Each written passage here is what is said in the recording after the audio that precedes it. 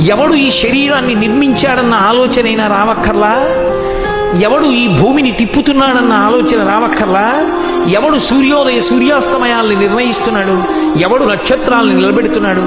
ఆలోచన రావక్కర్లా? ఏమిటి నాన్న ఈ పిచ్చి? ఎలా వచ్చింది అని అడుగుతారేమిటి?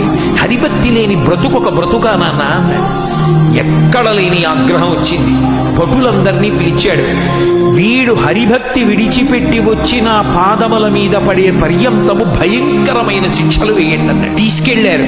ఆయన్ని శూలాలతో పొడిచారు, గదలతో మొత్తారు, సముద్రంలోకి తీసుకెళ్లి ముంచేశారు, నవరంధ్రములు మూసేసి ఊపిరాడకుండా చేశారు, పెద్ద పెద్ద సర్పాలు తీసుకొచ్చి కరిపించారు, పర్వత శిఖరాలు ఎక్కించి దొర్లించారు, క్రూర మృగాల ముందు విడిచిపెట్టారు, ఏనుగుల చేత తొక్కించారు, తాను భయంకరమైనటువంటి మాయాస్వరూపాలు చూపించి భయపెట్టే ప్రయత్నం చేశాడు, చీకటి కొట్లో పడేశారు, అన్నం పెట్టకుండా మార్చేశారు, మండుటెండలో నించోపెట్టారు, కుంభవృష్టి వానలో కొన్ని రోజులు నించోపెట్టారు.